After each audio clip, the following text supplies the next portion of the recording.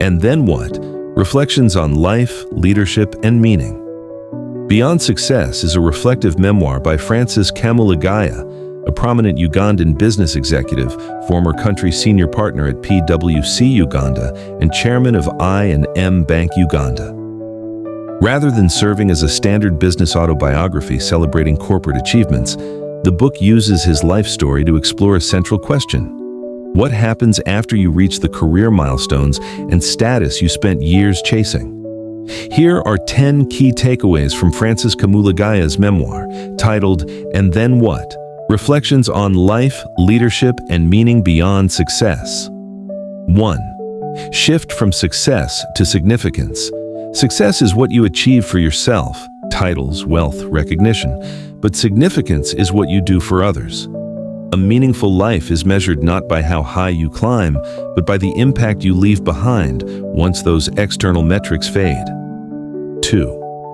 Always ask, and then what? Most people live on a treadmill of chasing the next milestone, getting the degree, landing the job, getting promoted. Kamulegeya urges readers at every stage to pause and ask, and then what? This forces you to evaluate whether your current ambitions align with your ultimate purpose, or if you are running toward a finish line that offers no real fulfillment. 3. Know what is enough. Without a clear standard of what constitutes enough, you will remain trapped in an endless cycle of dissatisfaction, regardless of how much wealth or status you accumulate. Defining your limits is essential to finding peace. 4.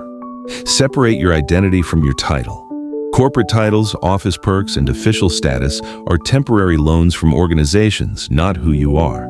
Kamulegeya emphasizes building an identity grounded in your character, values, and family, things that remain intact long after you step down or retire. 5. Own and tell your own story. Do not leave your legacy to chance. Kamulegeya notes, if you know yourself and you're comfortable with who you are, you owe it to yourself to tell your story, because if you don't, others will tell it for you when you die, and they may not get it right. 6. Practice radical transparency to build trust. Trust is built through intentionality and clarity, not assumptions. His famous story of writing a 3-page CV to his future mother-in-law demonstrates that when navigating cultural gaps, long distances, or high-stakes relationships, being completely upfront about your background and intentions removes suspicion and establishes trust. 7. Deal with reality as it is, not as you wish. Procrastinating on uncomfortable realities creates unnecessary chaos, whether it is preparing for career transitions or handling personal loss, such as organizing his mother's funeral while she was on a non-resuscitation order. Confronting harsh truths early allows you to handle difficult moments with calm, grace, and dignity. 8. Your origin story is a strength, not a limitation. Tracing his path from a modest upbringing in Masaka through Uganda's turbulent history to global executive roles, Kamulegeya highlights that humble beginnings provide resilience, perspective, and grounding. Where you start matters far less than how you understand and leverage your journey. 9. Prepare for the afterlife of your career. Many executives suffer a crisis of identity after retirement because they spent decades preparing for work, but zero time preparing for life after work. Transitioning smoothly requires intentionally planning for your post-career life long before you surrender your keys and badge. 10. True leadership is about stewardship.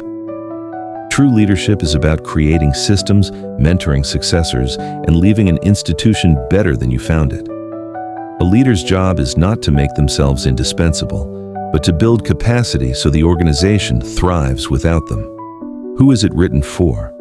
The book speaks to professionals, leaders, and entrepreneurs who are looking for meaning beyond conventional metrics of success, offering lessons drawn from growing up in Masaka, building a global career, and returning home to contribute to Uganda's private sector.